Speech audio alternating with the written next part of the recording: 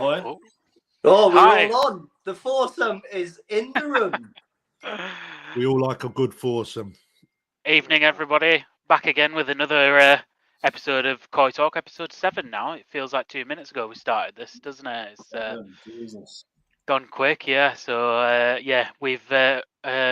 Ricky's got a little bit of migraine, so he's asked to miss this one tonight. So we're filling in with Chris Wall. How are you doing, Chris? Yeah, not too bad, buddy. Yeah, just living life, living the dream as always.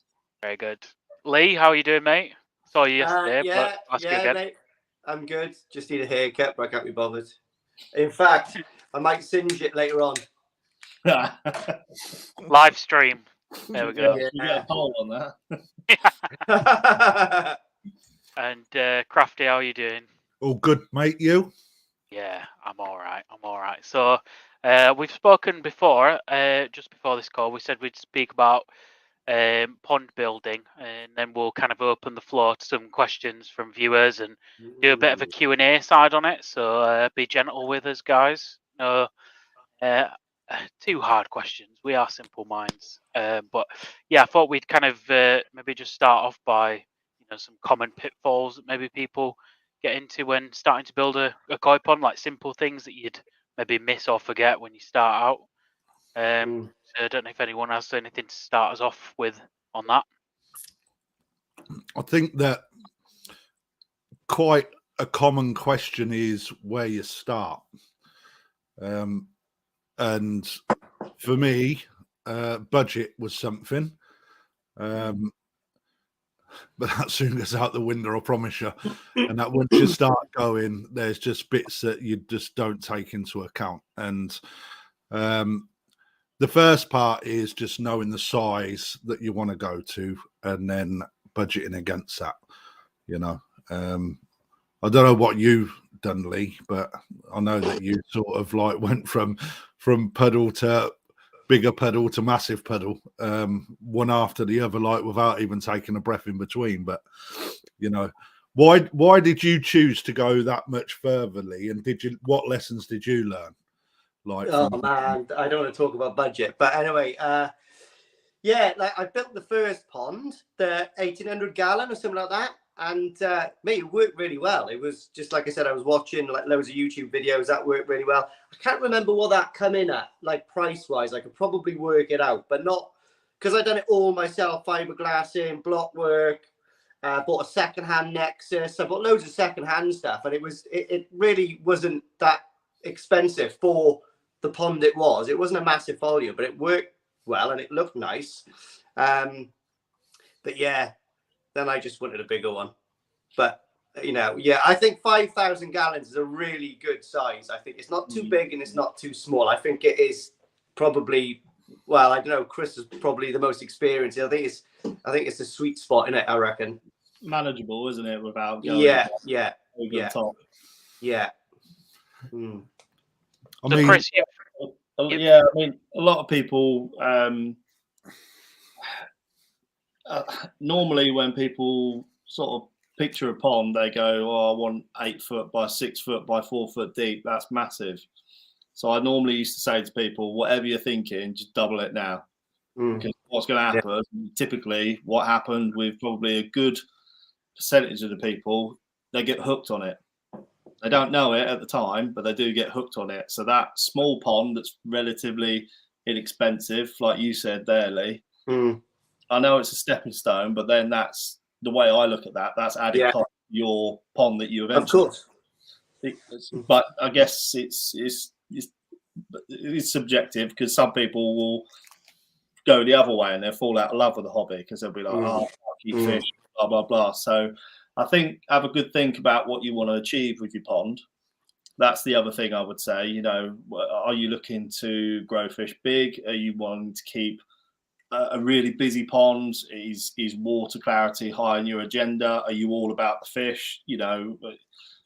It's just, are you all about aesthetics? You know what I mean? Because some people, they literally could, but you're probably getting it now, Krafty. They won't give a monkeys about the fish. They know what look they want, and the fish are just an afterthought. 100%. Which is a sad part of the industry, but it is is what it is. I guess that's why certain dog breeds, cats, etc. It's all demand, human demand, isn't it? If it's not there, then people don't do it at the end of the day. So yeah, work out what you want to achieve. Most people say, I want to grow fish big, so that's a pretty good starting point. Then it brings into conversation, define big. Yeah. There's a lot of people say to me, well, I want, big fish that are sort of 50, 60 centimeters. All right, well, you can achieve that in, relatively, modest size pond. Yeah, that's right. Yeah. But if you want 50, 60 of them, then that's a big difference. So, just first of all, take your time. Be careful who you talk to. You ask if you want to build a 10 by 6 by 4 foot pond.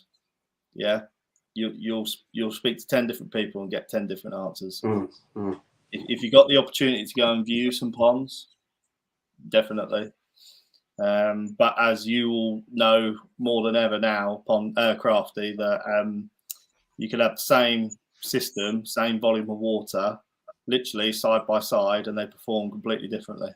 Totally different. Which people just go, that can't be true. It is true. There's so many variables with water. That is just something that people just don't accept. They just go, right, 2,000 gallons, Nexus UV pump. My mate's got one of those. It works fine, so I'll get it. It'll work fine. It doesn't work like that. So just,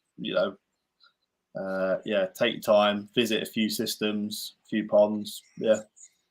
But that's more of an industry side of things looking at it. I'm sure there's a lot of hobbyists out there just going, well, that's easy to say, I haven't got the time to do that, or I haven't got the contacts, but this is where the sort of koi community can come into place. I mean, I know you guys, you've all sort of been pretty vocal and sharing your experiences with different filters and that sort of thing. So yeah, there's plenty of info out there. Would you guys say that? I mean, I know what Chris's answer is going to be. If you were building a koi pond now, if you were to rate it out of 10, would it be 10 parts for just building a pond for the benefit of the fish health, or would it be 8 parts fish health, 2 parts aesthetic? What's your priorities now when you're building a pond? Is it 50-50, or are you leaning more towards fish health or aesthetic? Well, it's never really been about aesthetics for me, if I'm honest. The aesthetic part comes with what I wanted to achieve. So on the pond build itself, I was looking at the volume of water, and then having the right filtration set up in my head, what I wanted. So, as long as that filter works and I can keep it moving at the right flow rates, etc., the fish comes second. But because you've got a massive volume of water, well, I have, not as big as Lee's volume, but it's still a huge amount of water that's sat there. The fish health just becomes part of the pond. It's like you manage what you've got once you've built your pond. I mean, as long as, I don't know, it's quite a difficult one to answer, really. It's like, I didn't think of fish health. I thought mainly of how the pond worked. The aesthetic parts was where the windows go. But ultimately, it was how big I wanted the pond, to be fair. Yeah, I just wonder whether there's people out there that would maybe say, I'm going to spend that extra £1,000 on cladding the pond with a really nice tile or whatever, for example, rather than stick a backy shower on, or to say I'm going to have 100 litres less K1 to have a window, for example. How are you weighing these things up in your mind on, coming and building a pond a second time round, I guess is the question. Lee, what's your thoughts? Well, going back to your original question there, when I built my first pond, I didn't really know much about it. I just went off a YouTube site with the intakes and all that kind of stuff, and it worked fine. Then when I built this, and then because I wanted to start showing and not necessarily grow my fish big, but fish health was a big one. So for me, when I built the pond, the first thought in my head was the science of how the pond runs. Do you know what I mean? So I knew exactly what size drum I needed to be able to pull 15,000 litres an hour from each bottom drain, which will keep them clear. And it does perfectly. There's a purge the drains. There's nothing, it comes out at all. And then the next thing was obviously, you know, like with that much flow through the bottom drains, the water was going to go through the bio part of the system too quick and not have that retention time. So I cut that down by bypassing half of the water out of the drum straight to the heater and into the pond. And then that gave my bio side the opportunity just to pass the water through it every 2 hours. So I had loads of retention time. And then obviously, if I was building the pond for aesthetics to look nice, I wouldn't have a square pond. I'd have a really nice Japanese massive rocks built into the floor, and it would be nice. But trying to keep your koi from banging themselves and stuff like that would be a nightmare. So I built the pond with the science that I could accumulate for the fish health and the growth. And then I just tried to polish a turd then by making it look nice. So that was my aesthetics. Do you know what I mean? So really, I suppose it was fish health and growth. If I took some of the fish away now, I'm sure if I had 4 or 5 in there, I could probably get them to a decent size in that pond.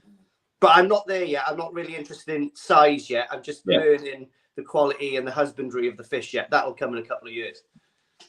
That's a good comment. Yeah.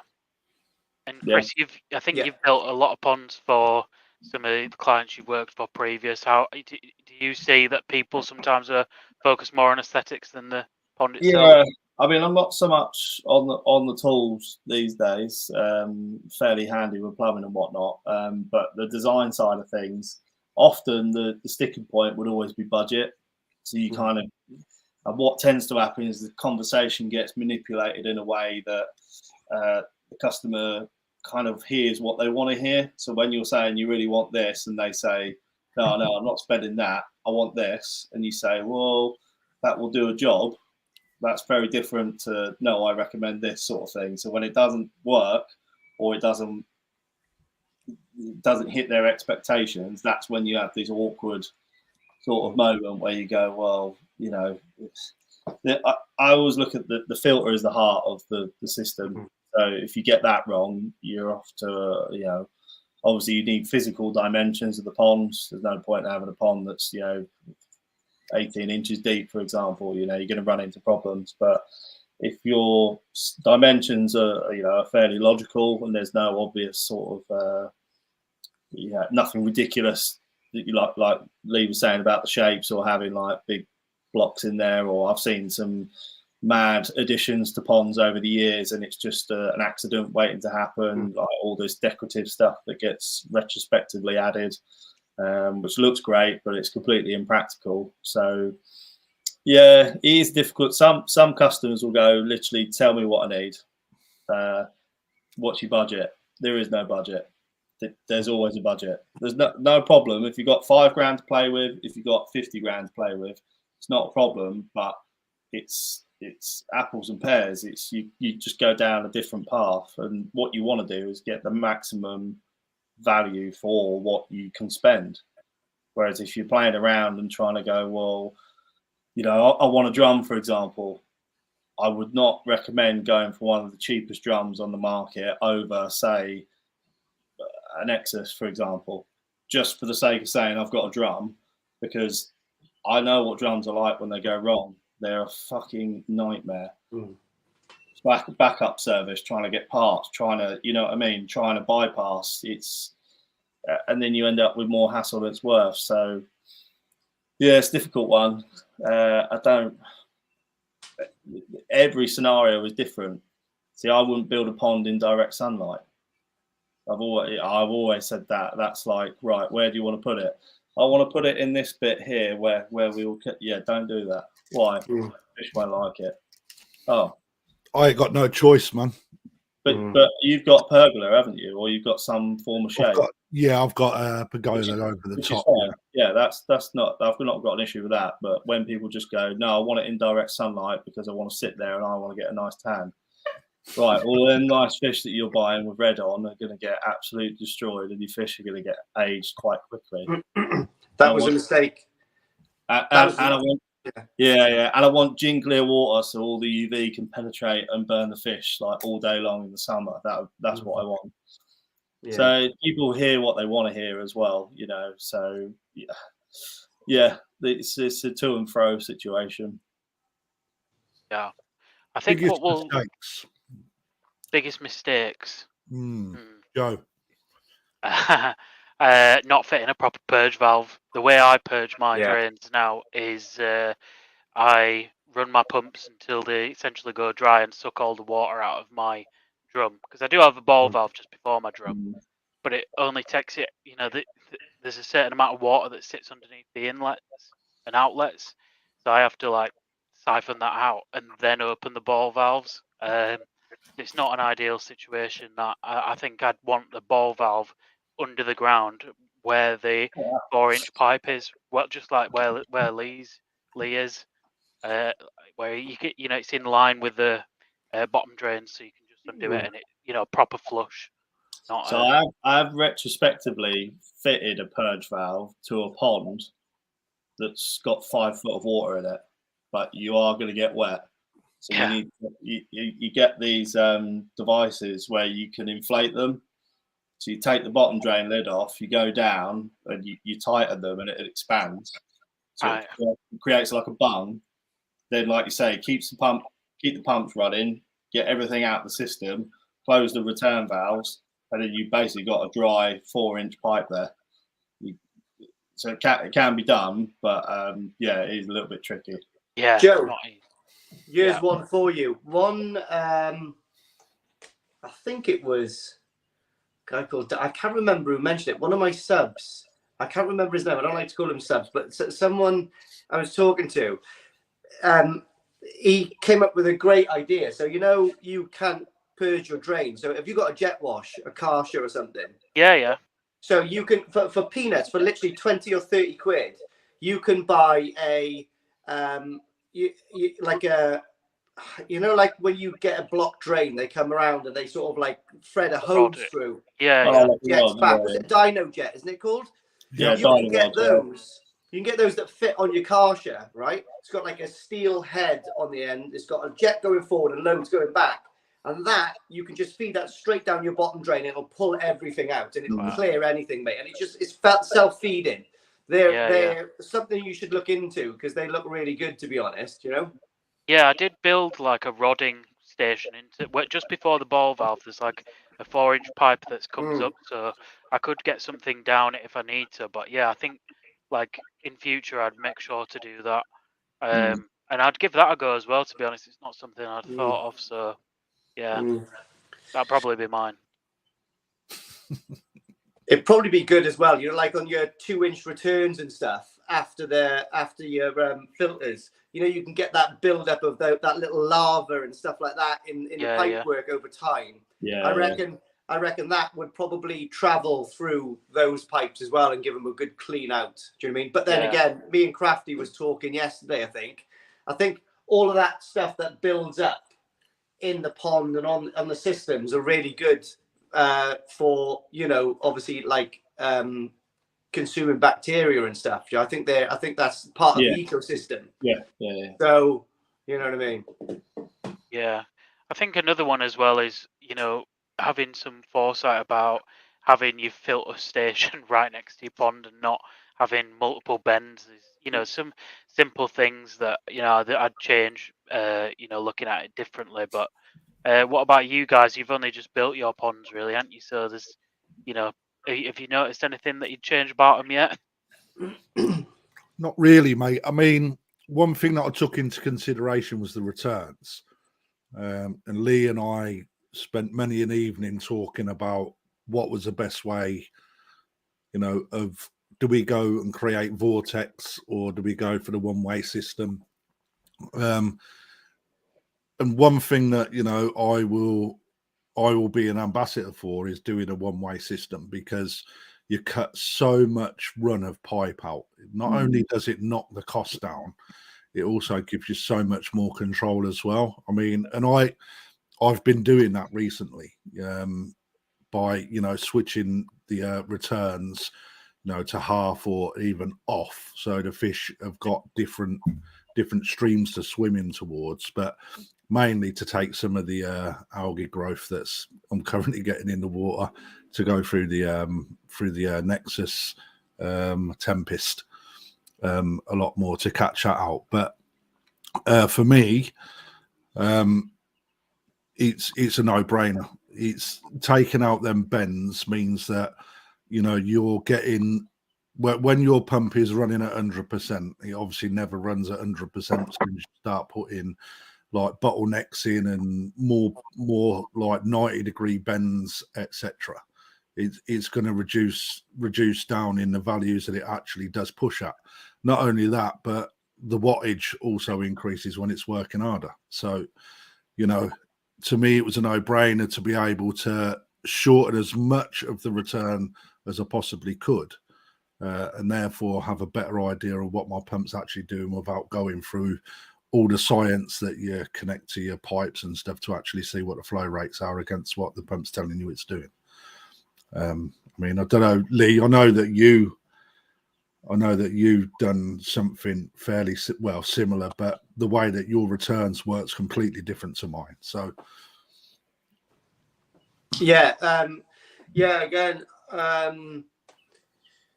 pond runs really well, to be honest. I've got all the returns in one, flowing one way, and I was really worried because I didn't know anyone that had done it. I haven't seen any ponds on YouTube that had done it, and in my head I thought I was going to get a load of settlement down the bottom end, but I don't get nothing. It's crystal. The floor is crystal clear. I've had no problems at all.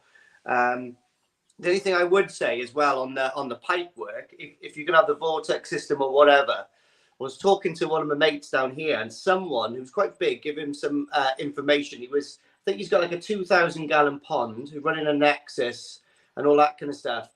And for some reason, that person told him to put 1.5-inch returns in, and I was like, just put 2-inch returns in, like, after the Nexus, because you're not going to have any head pressure on the pumps or anything. You know what I mean? I think putting 1.5 inch return in, I can't see the logic in that. Obviously, you're going to get more of a jet of water, I guess, going into the pond, but you don't really need that, do you? Do you know what I mean? I'd rather have less head pressure on the pump and a lot more free flowing, like water going through the system. What do you reckon, Chris? Yeah, I think a lot of people get velocity and flow rates mixed up. So it's just that sort of visual spurt. You've seen the spray bars up at Koi Wholesale. Yeah, they're awesome. Yeah, they're good. They are. How many liters an hour do you reckon they are?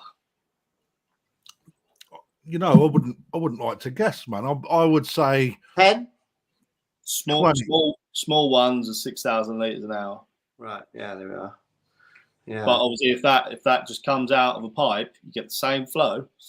Yeah. But the speeds and the intensity is completely different. So, yeah, I mean, it's all about ergonomics, isn't it? We know that you get less friction on a 2-inch pipe.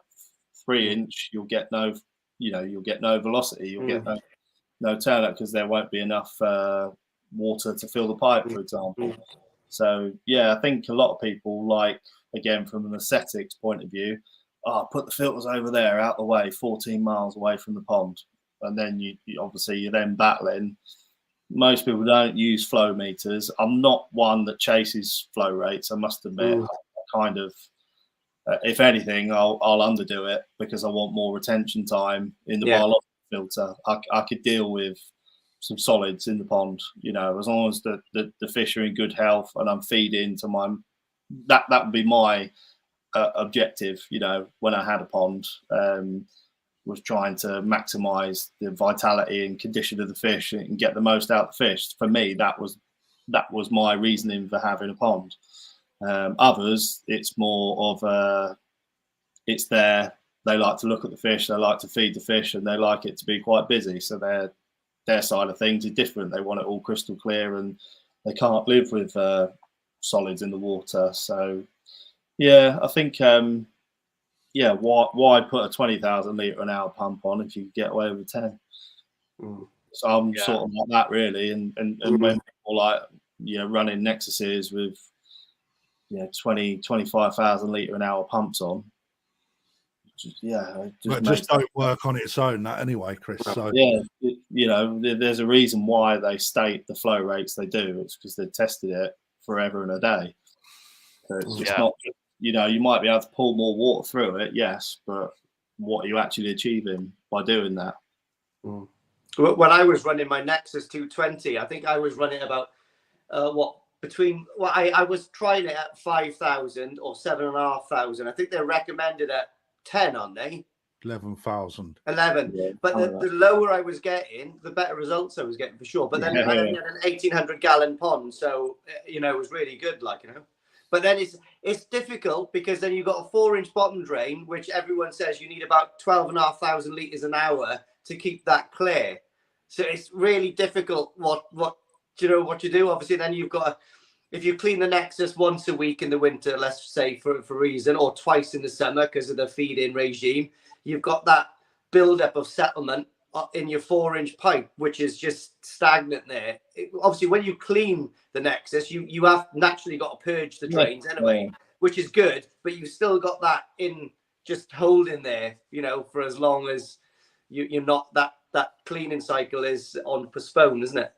I think in the early noughties, when the drum started coming around, just this mindset of going, I don't want to do anything, koi keeper. All of a sudden, no one's got any time for hobbies. No one can be bothered to do anything involved with their hobby. They only want the good bits, and sell me something that will do that. And then when it doesn't work, let me moan about it on the internet. So, we're a product of our own sort of demand, really. I think a lot of hobbyists, it's not particularly pleasant, getting your hands involved and whatnot, but we're dealing with livestock.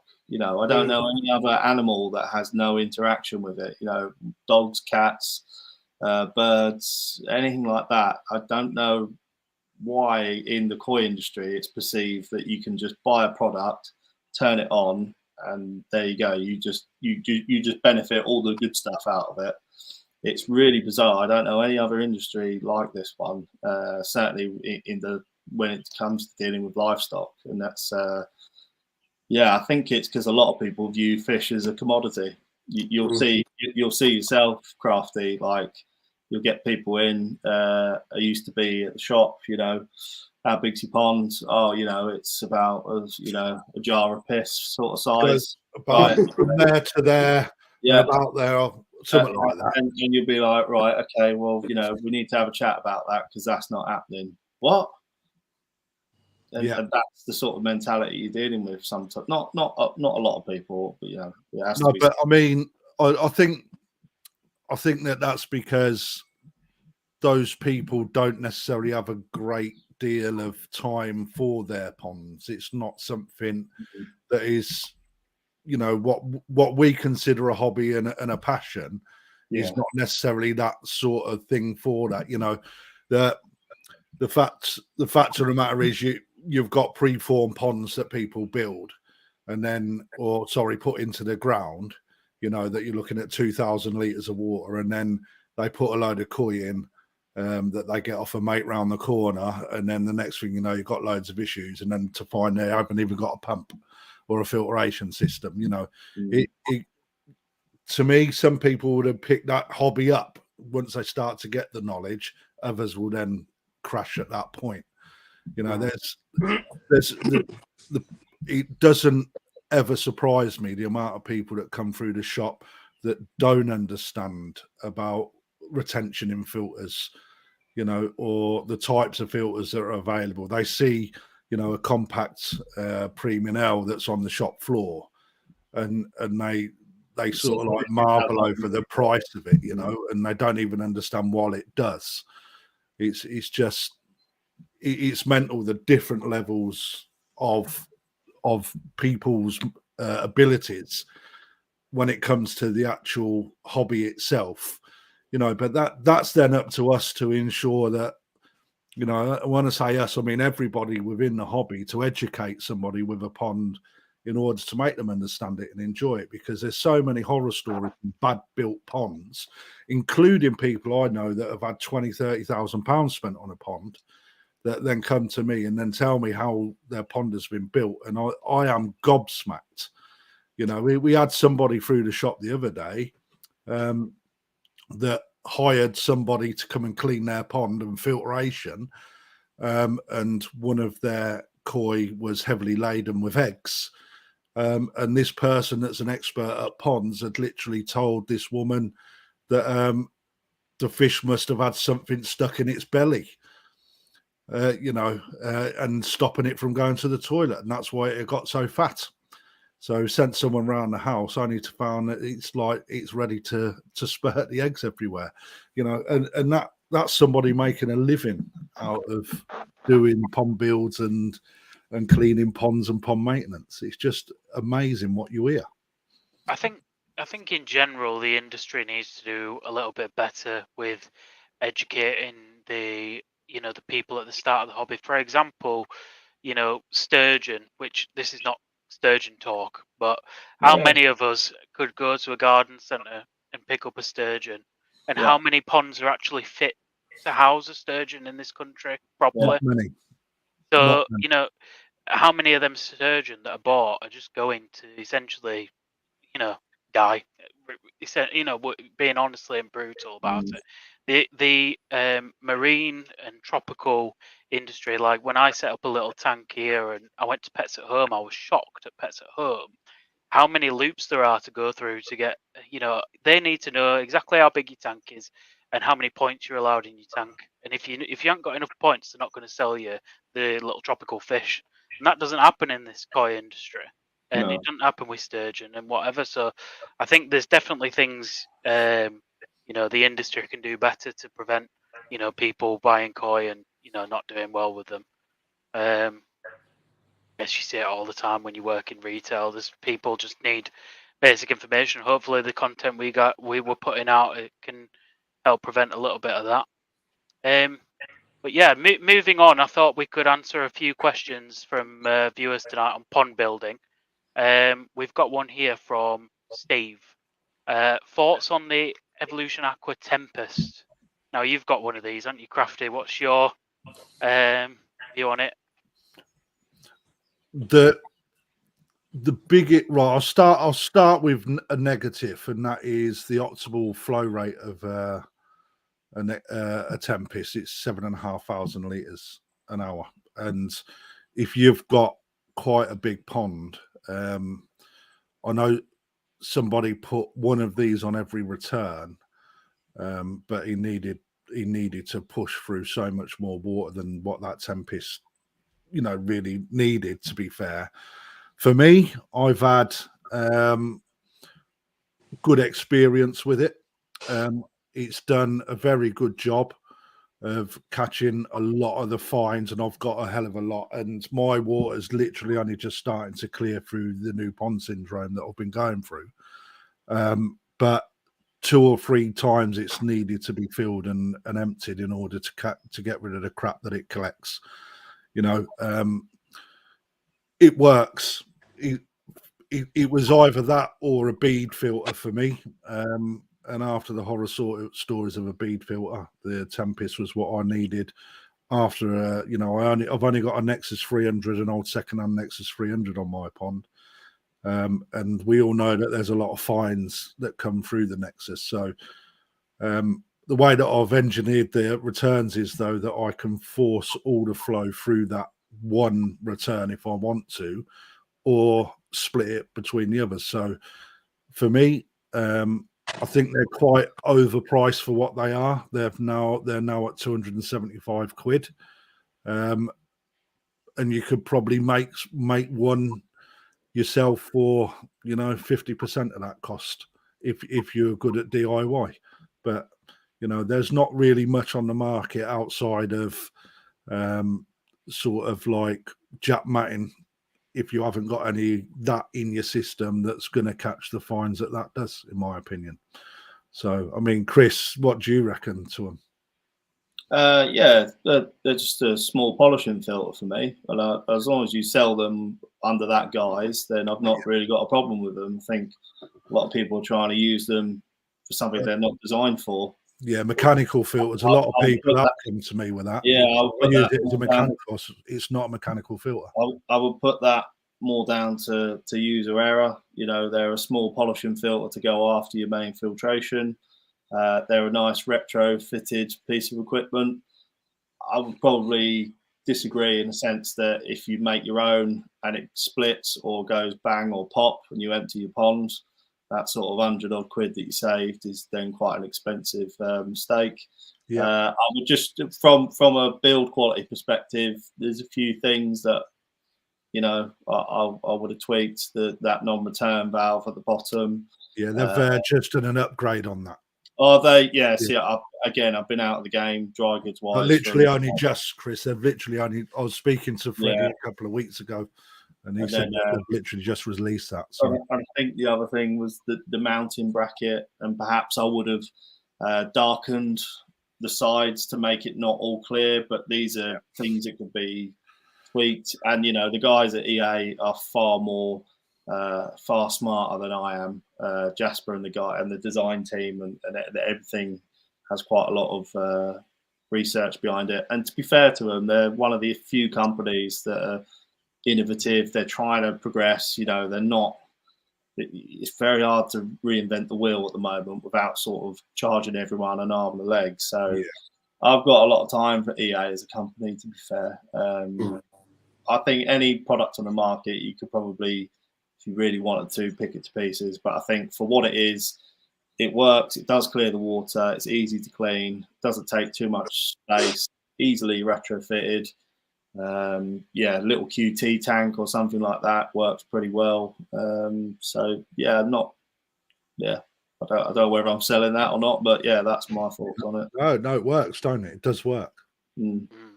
Lee, I think you had one for a short period of time, right? You are absolutely wrong. I had two. So on my first pond, pulling out the skimmer, I was going to put, because of my flow rate, I needed two. So I was going to split it and shotgun it through two, back into one pipe and then over the shower. I ordered them. They come to the house. And then someone made a really valid point.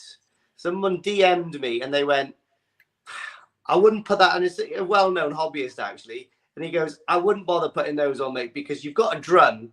It's automated. And now what you're doing is you're putting two things on that you have to clean every week. So you're just, it's like, do you know what I mean? It was, and I said, yeah, you're absolutely right. So I didn't use it because, like I said, there's nothing against them. Like, I bought two. I was totally happy to put one. I think they're really good for what Chris was saying. Lovely for polishing. Maybe before it goes over a shower and all that kind of stuff to keep it clean. I think that's pretty much really good thing to use them for. But again, the flow rate is a bit slow, isn't it, for a shower and stuff? So you'd have to have maybe 2 or 3 of them all feeding in together to get that flow to come through. But yeah, I think they're quite a cool little thing. I think they all come from like the swimming pool industry, don't they? Most of the stuff. And I think they're really good, you know. I think there's probably a little bit of bio sort of like work going on inside it as well. But and I think they're good. But I've not got any experience about using them. Do you know what I mean? No. Fair enough. Next question then. What's your thoughts on air curtains, trying to retrofit one? Currently have an aerated bottom drain, but hearing the vortex that it creates can upset koi depending on the size of the pond. We've had some at Koi Wholesale, Chris, I think recently. I don't know when they went on. You seen any changes? For the life of me, I can't remember the name of the company. That's dreadful. Apologies. I will dig this out and we'll put a link because the product, the extra fine air curtain rings, I didn't think too much of them on paper.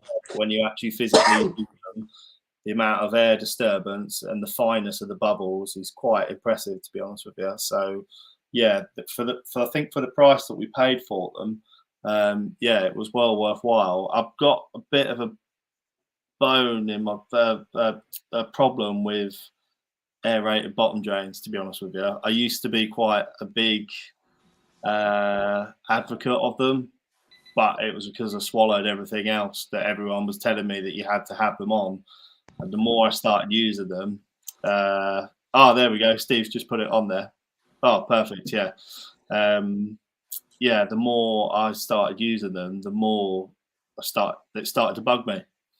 So yeah, I actually don't really have a major issue not using like the direct permeable membrane bottom drains. Have you seen any difference since we've had the air curtains on the ponds at Koi Wholesale in terms of? Well, they're not connected to the drains. That's the only thing. So No. I see a difference in the performance in terms of the same air pump. Yeah. Seems to disperse more. Not air, because obviously it doesn't, but what it does is it generates more movement in that sense.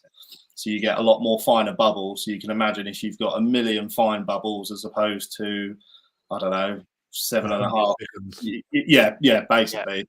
You get more disturbance, and ultimately agitation is the name of the game with oxygenating. So yeah, in that sense, they definitely perform. And I've seen a guy with quite a big aquarium, and visually at that point, because obviously you're looking at it like that, he had a normal sort of air disc, and then this air curtain, the aqua aeration sort of inline one, same air pump running, and the visual effect and the physical amount of bubbles created from the finer one was really impressive, significant.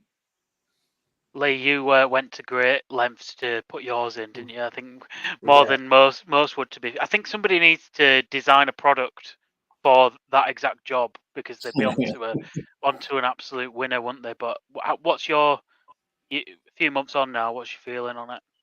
Brilliant. Like I did go to town on it. I actually built it into the fiberglass walls with a recess. So I run all the pipe work on the wall before I put all the insulation on. So I had to cut all the insulation through that, and then I got a 2-inch pressure pipe, cut it in half, so I just had the 180 degree, bolted that on the wall, and then I had like the air pipes coming out, and I had to seal all the way through that when I fiberglassed it and bowed it around, and then I fitted then the 2 air curtains in it. But it works Krafty, doesn't it? It works absolutely superbly. Like. And it's brilliant, because like what Chris says, I think it's about 18 inches underneath the surface of the water, and I made it all myself, and like the bubbles that come out of it is so fine. Do you know what I mean? And because it's tight against the wall, it comes up, and the disturbance on the water, it just keeps the whole surface of the water totally clean, because it just pushes everything down towards the air curtain, the skimmer down the bottom end. Also, the bottom drains, I know Chris doesn't like them, and I don't think they're very good if they run too fast. I put a tiny bit through my bottom drains, and the only reason I do that is because visually, factually, my fish actually like them. They're always playing right? So I've got a Fujimac 40, so I've got like 20 liters per drain, which is not a lot at all. So I don't think it's giving it a lot of that vortex. It's just really a minute amount, really. But they seem to like it, you know what I mean? So I've left. I can turn it off, but I just leave it on. They just like it, you know. And also what I find is where I've got my auto feeder, it stops. It keeps it all up one side of the pond. And it disperses the feed way better as well. And it's like, I turned them on a couple of weeks ago because I was having problems with split fins, because I had a Profi feeder which would just drop it in the water and they were just going mental, and their fins were like all over the shop. But now they're all healing up now, so I've kept it on just to disperse everything. But also oxygen in the water, I think, is probably at an all-time peak. Zang. It's one of the features about your pond that I do love. Something I'd consider myself from watching that video as well. Krafty, what about you, mate? What are you running at the minute? Well, I am on a 130 litre an hour into my Nexus moving bed filter, and a 70 litre per hour that's actually turned down into the bottom drain. But that said, I don't have the one on in the bottom drain the whole time. It's more there for when I'm treating that one. Just to add a little bit more oxygen in the water. He's just having that option. Rightly or wrongly, I don't necessarily believe that you need anything going on in the water when you're pumping so much through the bio chamber in the Nexus with such a small return going from the Nexus to the pond. It's literally 2 foot, 2.5 foot. So it's so tight. Chris would be the best person to help me out on that. I mean, is it required to have air running in the pond the whole time when you're pumping so much through a bio chamber? Have you seen Andy Corrie's pond? No. The indoor pond. Yes. Oh, yeah. Like that pond is like the absolute. It's saturated. Well, water's not. The oxygen levels aren't obviously saturated, but they're very high, given the water temperature that he keeps them at, as high as they can be. But he has no water, barely any. Well, he has no aeration in the pond. Absolutely nothing. It's as still as anything. Underwater returns. Go in his filter house, you can barely hear yourself. He's got all the aeration that side. He's engineered it so that the viewing platform for the fish is just, obviously there's a current moving, don't get me wrong, but there is no bubbles, no nothing. It's just so serene and still, and it displays the fish unbelievably. Like, they're just so calm. The bottom of the pond is immaculately kept, like, because all he has to rely on is current, and obviously when water's being sucked down, solids are naturally going to fall to the bottom. But when you've got air going, this is where, like, I know it's a bit counterintuitive, because the idea is that the air draws in more, but the trouble is, if that solid is going down and then it just gets blasted up to the surface, then it gets turned into 10 different smaller parts. I mean, obviously, eventually the process, but obviously fish are constantly producing waste. It's constantly algae being produced. So, yeah, I just don't think they're the be all and end all. But yeah, from a scientific point of view, you can have a high oxygenated pond without having the surface of your viewing area looking like a volcano. Yeah, that's the bit I really hate about those bottom drains. So you put, I mean, again, EA, their smallest air pump that you see on the shelf is 70 litres an hour. That smashes air through your bottom drain, you know, to a point where I put a 1 inch double union ball valve on, and I literally turn it a fraction just to get a small amount of bubbles that's not disrupting the surface of the water, other than just breaking and like gliding off. But if I had that on full, if I'm honest, it looks cool when you get like the vortex coming up from the bottom drain. Looks cool, but when you see the top, it's the irony is, the irony is a lot of people don't test for dissolved oxygen levels. Yeah. So the irony is here, for me, the air pump is a backup method.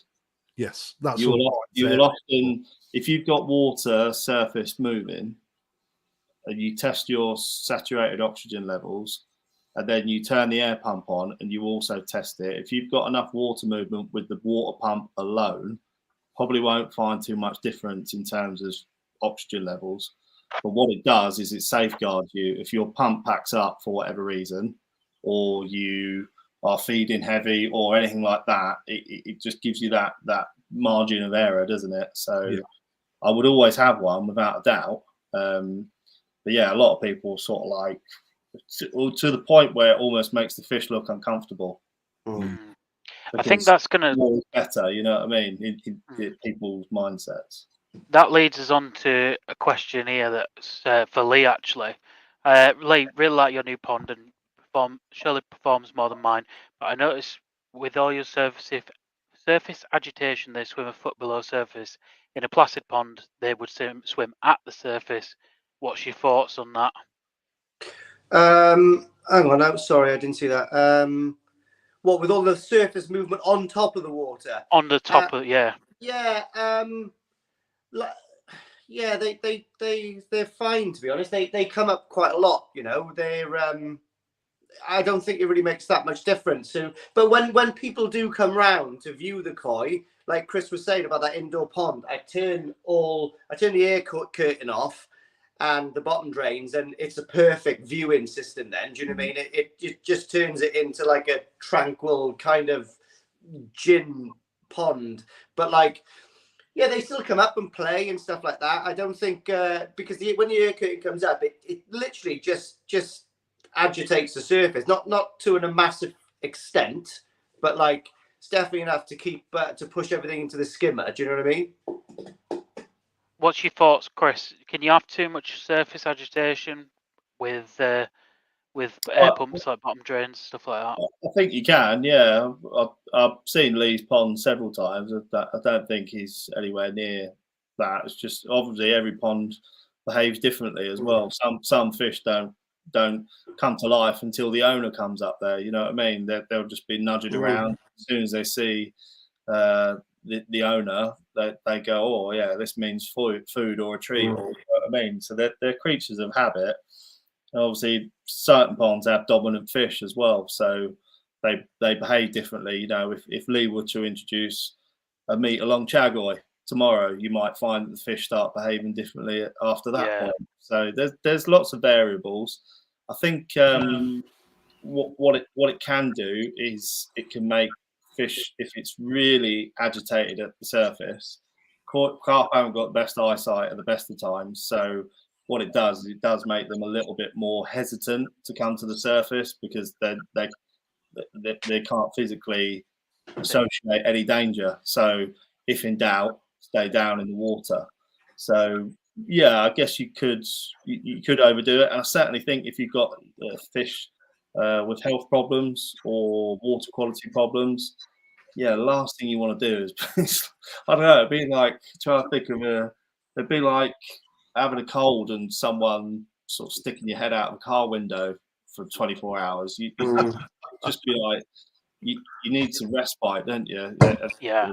So, I think that's the difference, especially at like Koi Wholesale. I've seen it where you've got competitive ponds, like with Lee's. Lee's is what I'd class as you've got a competitive pond where you've got a bunch of fish that's just constantly swimming around, you know, a foot under the surface, almost waiting for the first fish to make a move. Because as soon as one comes up, it's mayhem. And you know, Paul's pond in this example might not be that. He might chuck the food in, and they'll slowly drift up to the surface. There's different types of like pond. I guess it's like a you know, I don't know what the word is I'm searching for, but the fish in mine, because the auto feeder is towards the air curtain, they've got no problem. It's like that, and they're constantly waiting for that feed because they get fed every 2 hours.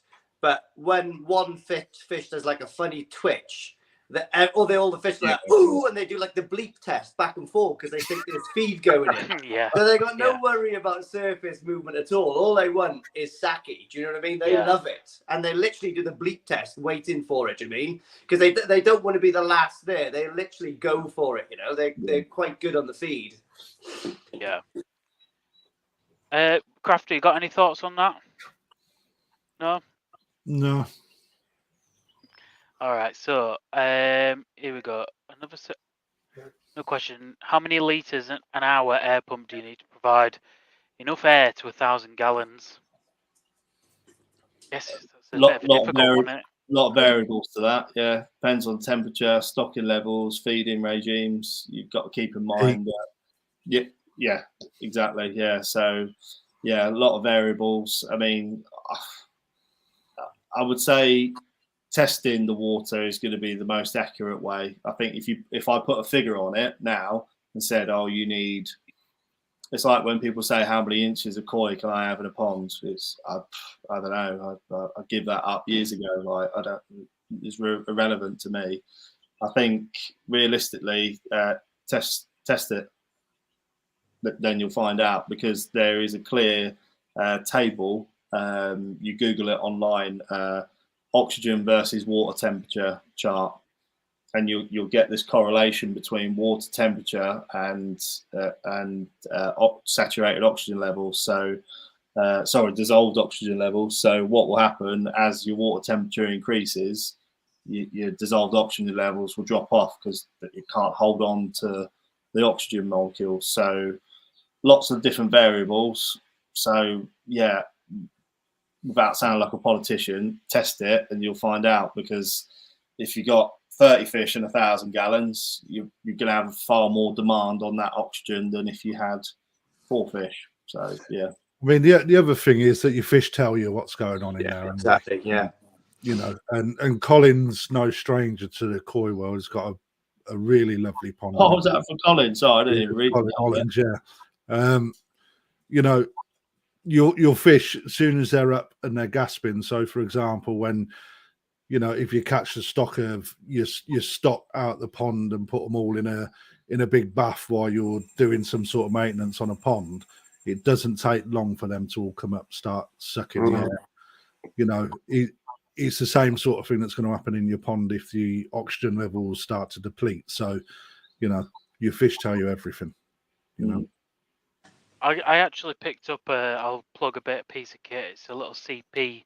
I don't know what the brand is, CP, but it's a variable air pump and it's an inverter. So I can turn it up and down in winter, and I've just kind of found the right balance with it, really. So you're only using what you've got it set to. So in the winter, I almost turn it off, and then you know, when I'm down 12 degrees. But now I'm kind of pumping it up a little bit. So it's a nice piece of kit to have a variable one. So because I didn't know either, I didn't know whether I needed, you know, on the bottom drain a 60 litre or 120 litre, for example. So I went with that. That was a good little piece of kit.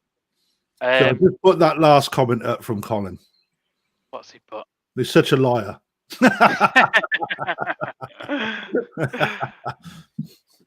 Very Spursy comment, that.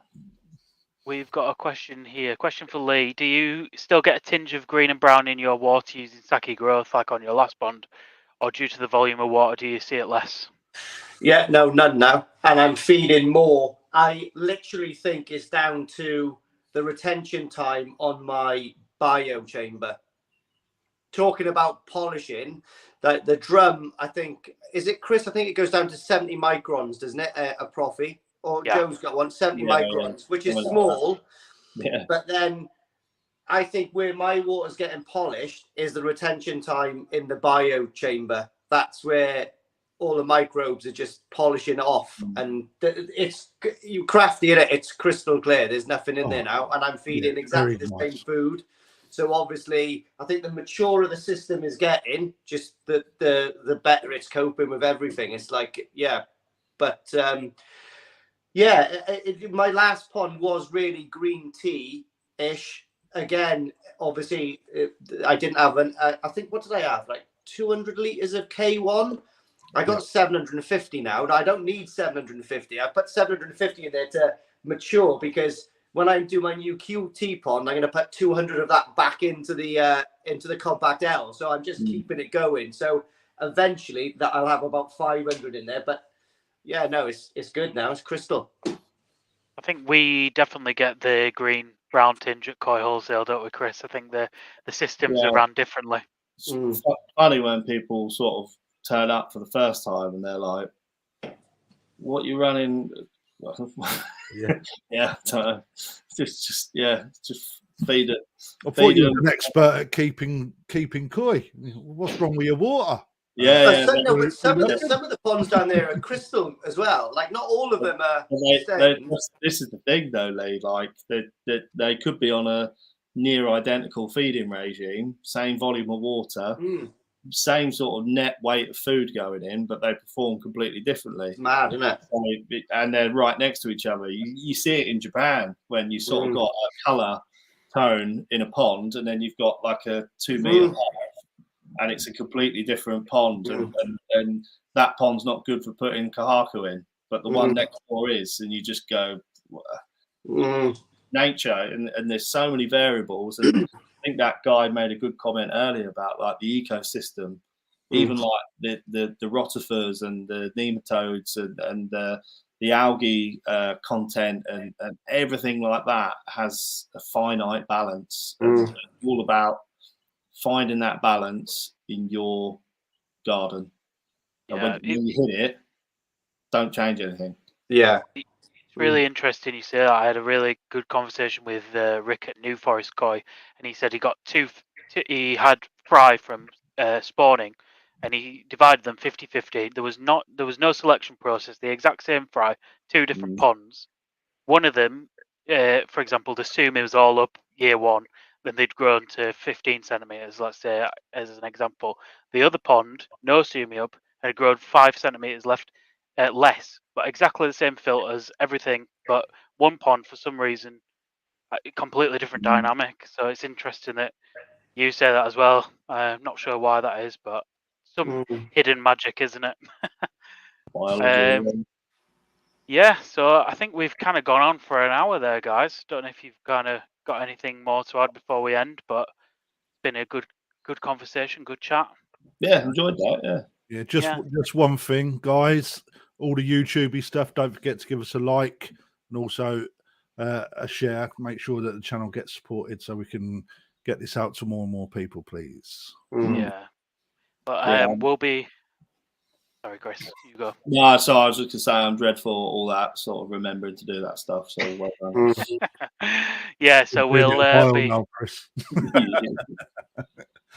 We'll be back again next Wednesday, 7 o'clock, for another episode of Koi Talk. So if you've got any questions, leave us in the comments for us today, and we'll pick it up again next time. It's been really great. Thanks, guys.